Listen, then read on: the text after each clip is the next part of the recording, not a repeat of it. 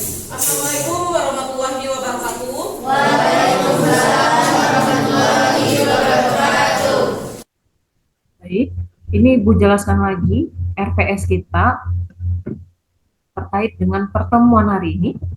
Nah, untuk RPS kita ini, materinya ialah penjualan dan pemasaran kreatif untuk mata kuliahnya, dan ini dikoordinator oleh Bapak Fajri, sedangkan Ibu tim teachingnya dengan Bapak Widi Nugraha. Oke, untuk materinya hari ini terkait tujuan periklanan. Nah, di sini Ibu jelaskan lagi. Pada tujuan periklanan ini, adanya penilaian keterampilan terhadap mahasiswa, yang berarti mahasiswa mampu mengenali akan tujuan periklanan, serta mahasiswa mampu mengetahui tentang tujuan periklanan, dan mengetahui sikap dalam tujuan periklanan. Untuk menjelaskan tujuan periklanan, berarti di dalamnya menghasilkan makalah yang sesuai dengan standar ilmiah disertai dengan PPT dan adanya seminar maupun presentasi yang dijalankan dengan benar. Nah, kriterianya, mahasiswa mampu menjelaskan konsep tujuan periklanan, lalu adanya formulir penilaian yang mana poinnya ada tes pemahaman kognitif, laporan makalah, serta adanya seminar peserta. Nah, untuk student center learning yang terkait akan pembelajaran kolaboratif, dalam perkuliahan itu ada pembelajaran virtual dan adanya pembelajaran asinkron secara mandiri dan adanya tugas yang terstruktur secara mandiri serta adanya seminar dan adanya pembelajaran asinkron mandiri atau kolaboratif. Nah, untuk kuliah, tugas, makalah, seminar, dan penceramah, mahasiswa diminta menyusun tugas terstruktur, materi diskusi kelompok dan aturan diskusi, menyediakan data untuk menggali pengetahuan yang harus dipelajari, serta menjadi moderator sekaligus review di setiap akhir sesi diskusi ataupun ceramah. Nah, mahasiswa juga diharapkan mencari informasi dari referensi yang berkaitan dengan materi pembelajaran untuk merekonstruksi pengetahuan dalam pencapaian hasil belajar. Buatlah makalah individu dan kelompok, presentasi grup, diskusi menerima umpan balik dan menyimpulkan, serta mendengarkan materi yang disampaikan dosen dan mengaitkan dengan informasi yang sebelumnya ataupun materi yang sebelumnya. Nah, pada materi tujuan periklanan, ada beberapa poin yang ada di dalam materi tersebut. Poin A, pembahasan tentang kategori dalam tujuan periklanan. Poin B, hierarki efek. Poin C, ketentuan penentuan tujuan periklanan yang bagus. Dan yang D, tujuan penggunaan iklan langsung dan tidak langsung. Nah, untuk pembelajarannya, perkuliahan dari pertemuan 1 sampai 16, dan ada sistem penilaiannya. 20% untuk tugas, 20% untuk seminar, dan 60% ujian tertulis. Nah, untuk mata kuliah ini dilakukan secara tim teaching. Oke. Nah, untuk itu kita lanjut pada pembahasan selanjutnya. Oke, hari ini kita masuk kembali pada mata kuliah penjualan dan pemasaran kreatif dan pada pertemuan 2. Oke, pada minggu lalu kita juga sudah bahas akan iklan. Oke, saya rasa di sini masih ingat lah masalah iklan ya. Oke, kalau untuk di pertemuan 2 ini kita bahas ada tujuan periklanan. Tapi sebelum kita masuk, Ibu mau tanya dulu. Kita mau mereview nih pembelajaran yang minggu lalu. Ada yang mau ditanyakan untuk minggu lalu? Silakan, mahasiswa yang bertanya. Ada yang mau ditanyakan untuk minggu lalu? Silakan. Oke, dari pihak sini, oke. Silakan mereka. Baik Bu, kemarin kan Bu Rabi Ibu membahas tentang tujuan umum dari periklanan. Jadi kalau menurut mereka konsepnya itu masih belum duduk di mereka Bu. Bisa nggak Ibu jelaskan kembali apa tujuan umum dari periklanan? Aplikasi itu yang disediakan oleh pihak dan yang ingin mengadakan untuk iklan. Oke. Periklanan ialah menanamkan informasi, mengembangkan sikap atau adanya tindakan yang menguntungkan bagi periklanan. Nah, di sini tujuan umumnya misalkan nih ada orang cuma dia belum paham nih bagaimana caranya, lalu ruang lingkupnya yang akan dituju seperti apa. Nah, ini merupakan langkah umum dalam untuk periklanan. Jadi mereka harus siapkan dulu produknya, lalu nanti ada marketing mixnya seperti apa, lalu nanti targetnya seperti apa. Nah, nanti ada di dalam situ. Oke, kalau tidak ada lagi, kita masuk pada pertemuan 2 kita, tujuan dari periklanan. Periklanan, tadi sudah kita evaluasi. Periklanan itu, ada yang tahu nggak? Iklan, apa itu iklan? Promosi. Terus apa lagi? Pemasaran, komunikasi. Nah, oke, kita bahas. Oke. Tujuan dari periklanan. Di sini ada 3. Pahami baik-baik, lihat dulu. Adanya periklanan informatif. Oke. Periklanan informatif dilakukan secara besar-besaran pada tahap awal suatu jenis produk, di mana tujuannya itu untuk membentuk permintaan utama. Itu informatif, berarti informasi. Oke. Periklanan persuasif penting dilakukan pada tahap kompetitif. Kompetitif berarti adanya persaingan. Di mana tujuannya adalah untuk membentuk permintaan selektif untuk suatu merek tertentu. Oke. Iklan pengingat penting bagi iklan yang telah matang. Oke. Untuk di sini berarti dari setiap periklanan itu adanya informasi, adanya tujuan dari para pesaing, adanya pengingat. Kalau kita bahas ada merek Pepsodent. Oke. Nah di sini nih mahasiswa ini, kalau membeli Pepsodent, padahal kita inginnya close up, pasti bilang padahal kita inginnya close up. Nah makanya di sini dilihat dulu informatifnya. Kalau Pepsodent tadi kita inginkan Pepsodent, informasinya ada untuk gigi berbangka, untuk gigi pemutihkan. Nah jadi balik lagi nih ke konsumen. Konsumennya mau yang seperti apa produknya, informasi apa nih yang dibutuhkan dan yang diperlukan. Oke. Kalau persuasif pada tahap kompetitif untuk membentuk permintaan selektif untuk suatu merek tertentu. Nah, sebelum di sini pasti dilakukan survei dahulu oleh si perusahaan, dilihat pada pasar mereka membutuhkan Pepsodent yang seperti apa atau pasta gigi yang seperti apa. Nanti misalkan banyak yang bagi gusi sensitif, adanya gigi berlubang, adanya untuk penghilang bau mulut. Nah di sini adanya pada tahap kompetitif membentuk permintaan selektif untuk suatu merek tertentu. Nah nanti perusahaan akan mendapat ini ya itu tadi dari survei si pihak konsumen. Mereka membutuhkan itu apa yang sangat diperlukan. Oke. Lalu ada iklan pengingat, penting bagi iklan yang telah matang. Kalau kita ingat contoh lainnya ada pada produk es krim S-Wall. Dengan nada bunyi, kita udah tahu itu S-Wall. Nah jadi ada kategori-kategori tertentu untuk suatu brand. Mereka branding diri mereka supaya nanti konsumennya ini ingat dengan hal apa, entah itu dengan slogan kah atau dengan nada kah. Nah makanya ini ada iklan pengingat. Oke. Paham dulu sampai sini? Oke, kita next. Adanya marketing mix. Marketing mix itu ada 4 untuk produk, ada 7 untuk jasa. Oke. Tapi kalau produk di sini kita bahasnya 4. Adanya marketing mix. Oke. Ada produk, promosi, ada tempat, dan ada harga. P pertama kita bahas. Ada produk barang atau jasa yang dipasarkan sesuai dengan permintaan konsumen. Nah ini yang gue bahas tadi. Maunya konsumen itu pasta gigi yang seperti apa? Oke, itu kebutuhan. Promosi, menyiapkan teknik mempromosikan produk.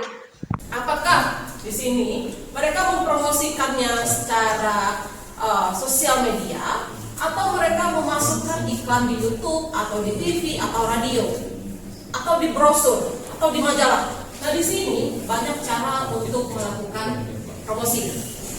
Oke. Lalu ada class. Class ini bukan selalu berbicara tentang tempat. Oke. Bukan tempat lokasi misalkan di jalan A, jalan B. Tidak selalu seperti itu.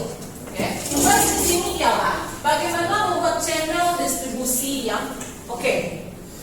Kalau misalkan distribusi, sekarang kita lihat anak muda sekarang ini lagi booming-boomingnya untuk memakai Instagram misalkan, Twitter, TikTok. Nah, jadi di sini tidak ada salahnya perusahaan memakai flash untuk mempromosikan produknya di TikTok, di Twitter, di Instagram. Oke? Lalu price itu harga. Bagaimana kita memberikan harga yang terbaik? Contoh iklan kartu perdana. Nah, kartu perdana saingannya ialah kartu Telkomsel. Nah, di sini kalau kita lihat sekarang Telkomsel sudah semakin mahal nih. 1 bulan ada yang sampai 90.000, hanya berapa giga. Tapi kalau di perdana mereka memberikan harga di bawah itu dan kuota lebih banyak. Jadi adanya di sini kalau harga yang murah biasanya mereka mendapatkan mahasiswa. Lagi ini mahasiswa yang sering searching, buka googling. Nah, jadi di sini mereka ada target-target tertentu. Kalau misalkan Telkomsel, mereka melihat Telkomsel bisa digapai di seluruh daerah. Jadi dimanapun pelosok masih dapat sinyal. Tapi kalau perdana misalkan beli kartu perdana di Padang, kok Bukit Tinggi hilang sinyalnya. Nah, jadi nanti ada keunggulan masing-masing produk. Di samping itu mereka bersaing akan harga. Oke?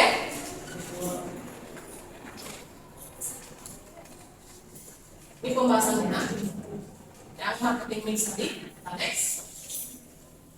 Hierarki efek akan iklan. Oke? Mengirimkan pesan kepada konsumen mengenai brand. Mengirimkan pesan pada konsumen mengenai brand, merek. Menimbulkan atensi dan memberikan informasi, bahkan memberikan hiburan. Nah, kalau sekarang kita lihat nih ada banyak iklan yang menghibur. Oke, misalkan dia iklannya iklan minuman nutrisari. Iklan marjan mengganggu bahasa bulan puasa. Oke, tapi itu salah satu menyampaikan pesan. Tetapi di balik itu dia memberikan hiburan. Kalau kita bahas tadi yang dari temannya marjan, mereka mengambil cerita akan rakyat lama. Ya. Nah, padahal kan nggak konkret nih, kok disambungkan nih ke minuman, tapi kok ada cerita-cerita legenda. Nah, di sini memberikan hiburan. Kadang kita konkret, kok bisa nih iklan marjan, kok ada nih petarung silat dan segala macam. Padahal kalau cukup dengan minuman ya, kalau konotasi kita kan minum, ada iklan sirup, tinggal minum pakai batu es. Nah, kan seperti itu. Tapi kalau di sini adanya hiburan. Nah, ini bagaimana cara si perusahaan ini menggait atau membuat si penonton lebih lama menonton produk mereka. Oke? Kita lanjut. Kita harus juga melakukan evaluasi efektivitas dari periklanan. Kebanyakan uang yang dihabiskan oleh agen iklan pada masa percobaan iklan dan sangat sedikit untuk mengevaluasi iklan tersebut. Nah, kenapa? Ada yang tahu di sini? Dia banyak menghabiskan uang pada awal mula dan untuk mengevaluasi itu hanya sedikit biaya yang diperlukan. Oke, kita bahas. Kenapa sih biaya itu lebih besar di awal dan sedikit di akhir? Untuk membuat produk, apalagi mempromosikan, kita harus jor-joran mengeluarkan biaya. Oke, contohnya kalau tidak efektif atau efisien di promosi misalkan di YouTube, kita bisa beralih di Instagram. Belum lagi nanti biaya di Instagram berapa, per jamnya hitungannya berapa. Oke, nanti belum lagi di Twitter misalkan atau di TikTok berapa nih biaya lagi yang mau dikeluarkan. Nah, jadi untuk memulai promosi ya wajar saja kita banyak mengeluarkan biaya. Lalu pada evaluasi hanya sedikit biaya yang dikeluarkan. Kita berarti melihat lagi, kita review apa sih yang salah dari iklan yang sebelumnya. Oh, kalau rasanya di tempat pertama kita ini tidak banyak nih yang nonton, kita lebih banyaknya yang di B. Nah, berarti kemungkinan di minggu depan yang A ini bisa kita blacklist, tidak kita gunakan lagi. Berarti kurang nih biaya yang di A. Oke, berarti kalau misalkan yang di B-nya rame penontonnya, kita bisa yang di B masukkan. Oke, nah seperti itu. Oke, kita masuk tujuan penggunaan iklan. Ada langsung dan tidak langsung. Oke, langsung dan tidak langsung. Kita bahas. Apa sih itu pemasaran langsung? Pemasaran langsung, komunikasi langsung dengan pelanggan individu yang dididik secara seksama, baik untuk memperoleh tanggapan segera maupun membina hubungan pelanggan yang berlangsung lama. Oke. Komunikasi langsung dengan pelanggan individu. kalaupun misalkan sekarang produk sekarang yang terkenal itu sudah ada misalkan brand Indomie. Indomie sudah besar ya. Oke. Dengan pelanggan individu, dibidik nih, misalkan ibu-ibu, Bu, kita ini dan produk Indomie cuma kita mengeluarkan rasa yang berbeda. Rasanya masih sama, cuma ada sedikit berbeda ini dari kota ini. Kalau ke Kota Padang identik dengan rendang, kita mengeluarkan produk dengan yang besar rendang. Nah di sini cara menggayat atau membina hubungan dengan pelanggan. Jadi dia menyampaikan dulu apa sih yang ada promosi terbaru. Dia langsung turun ke masyarakat untuk menyampaikan sebelum mereka melakukan promosi pada toko-toko besar. Jadi mereka target dulu konsumennya di daerah-daerah, lalu mereka melakukan promosi secara face to face, tatap muka. Oke. Lalu ada juga bentuk-bentuk pemasaran langsung. Ada yang tatap muka, tadi itu jelaskan, ada jarak jauh, ada melalui surat langsung, katalog, televisi, melalui kios dan secara online. Nah di sini tatap muka tadi sudah Ibu jelaskan. Lalu jarak jauh, adanya telemarketing. Jarak jauh, contohnya online, jarak jauh. Mereka memasukkan iklan di daerah Jakarta, tapi yang menjangkau bisa di seluruh dunia. Bukan Indonesia saja, malahan di dunia. Nah ini jarak jauh. Lalu adanya melalui surat langsung, adanya melalui katalog, televisi yang memasukkan tanggapan langsung. Ini juga sudah kita bahas tadi, adanya iklan-iklan yang menghibur misalnya. Lalu melalui kios ini biasanya mereka memberikan seperti spanduk, seperti spanduk. Mereka menampilkan adanya nanti logo Pulse atau adanya logo es krim ice. Nah jadi adanya kios marketing. Mereka memberikan label seperti itu, berarti mereka juga bisa mendapatkan imbalan dari penampilan brosur seperti itu atau spanduk. Lalu juga pemasaran secara online. Lalu ada lagi yang kedua, pemasaran tidak langsung. Konsep cara menjual produk atau barang dan jasa melalui pendekatan persuasif dari konten seperti media sosial, video, merchandise, event atau program lain. Nah, dengan kata lainnya, untuk pemasaran tidak langsung ini, bisnis untuk memasarkan produk ataupun ide, layanan mereka tanpa harus menggunakan metode spam atau iklan dan pemasaran langsung. Jadi itu pembeda antar pemasaran, baik itu langsung ataupun tidak langsung. Ada yang mau kita diskusikan lagi atau ada yang ingin bertanya mahasiswa? Silakan. Silakan. Ada yang mau ditanyakan? Silakan. Kita pilih 3 orang. Kita pilih 3 orang. Silakan pertanyaan pertama dari Kasih. Silakan. Tadi kan Ibu menjelaskan bagian dari tujuan periklanan ada 3. Bisakah Ibu menjelaskan apa itu tujuan yang 3 tadi? Terima kasih atas pertanyaannya Taskia. Nah, tadi Ibu juga sudah menjelaskan slide ini slide 3 ini adanya tujuan periklanan. Ada 3. Yang pertama itu periklanan informatif. Tujuannya itu ialah membentuk permintaan utama. Nah, jadi ini dilihat dari nanti konsumen, mereka membutuhkan produk itu yang seperti apa. Lalu yang ketiga, iklan pengingat penting bagi iklan yang telah matang. Nah, di sini nanti perusahaan ini mereka akan melakukan baik itu memberikan slogan atau nada kepada konsumen. Sampai sini Tasya paham? Berarti di dalam tujuan di dalam tujuan periklanan ada 3 bagian tujuan dengan fungsi yang berbeda atau sama, Bu? Sama, karena kalau dilihat tujuan periklanan ini 3 ini tidak bisa lepas. Kita next pertanyaan selanjutnya. Pertanyaan kedua dari mahasiswa ada yang mau? Silakan. Menjelaskan dalam pemasaran periklanan ada pemasaran langsung dan tidak langsung. Jadi saya ingin bertanya lagi, Bu, apa itu tentang pemasaran secara langsung? Sekian, terima kasih. Terima kasih Ani untuk pertanyaannya. Ibu akan menjelaskan kembali apa itu pemasaran langsung. Pemasaran langsung ialah komunikasi langsung dengan pelanggan yang dibidik secara bersama, baik itu untuk memperoleh tanggapan ini maupun membina hubungan pelanggan yang berlangsung lama. Bagaimana nih? Baik, terima kasih Bu atas jawabannya. Saya sudah mengerti tentang apa itu pemasaran secara langsung dan tidak langsung. Oke, untuk pertanyaan terakhir, apa ada dari mahasiswa yang mau bertanya kembali? Silakan, Bu. Oke, Evan, silakan Evan. Baik, ini saya mungkin akan menanya dalam materi yang Ibu sampaikan tadi kan ada Ibu membahas tentang pemasaran iklan. Kalau Evan boleh tahu Bu, dalam bauran pemasaran untuk iklan itu ada apa saja sih Bu? Oke, terima kasih. Ini akan Ibu jelaskan kembali dari pertanyaan Evan tadi. Berarti adanya 4 pada marketing mix. Oke, yang pertama itu ada produk, promotion, ada place, dan ada price. Kita bahas. Kalau pada produk dipasarkan sesuai dengan permintaan konsumen. Oke, Evan, bagaimana Evan dari yang Ibu jelaskan? Baik Bu, saya sudah mengerti. Berarti untuk dalam bauran pemasaran itu kita harus fokus pada 4P seperti produk, promotion, place, dan price ya Bu? Iya, benar sekali. Terima kasih Bu. Oke, dan kita masuk pada kesimpulan. Oke, dari materi ini kita simpulkan.